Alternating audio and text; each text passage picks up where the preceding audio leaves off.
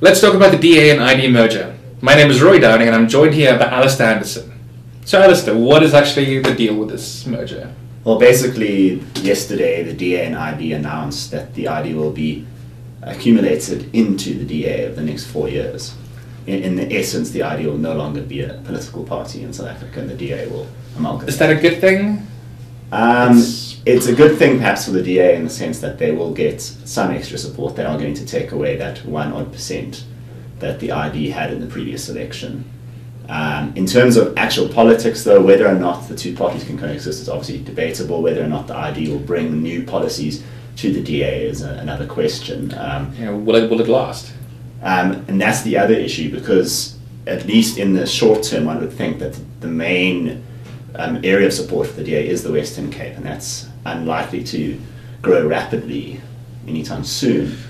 So in that sense, you're going to have two parties that have had a good standing in the Western Cape for some time, trying to coexist and decide who runs the party from that base. Do you think this is only done for the Western Cape, or do you think this will be to bolster the main opposition party against the ANC? Well, obviously the point of the opposition is to be an opposition, so yes, they want to bolster that opposition.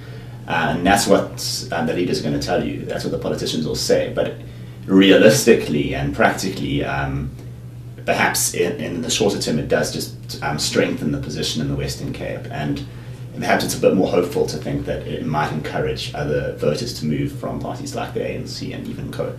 Will it actually happen, do you think? That voters will move? Yeah, that voters will move. I would think it's unlikely that you'll have a massive shift.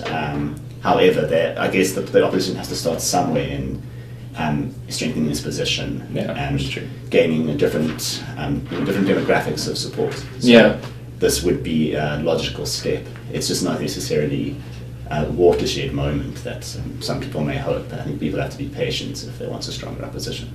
All right, great. Stay tuned for Business Day for more news on the DA and ID merger.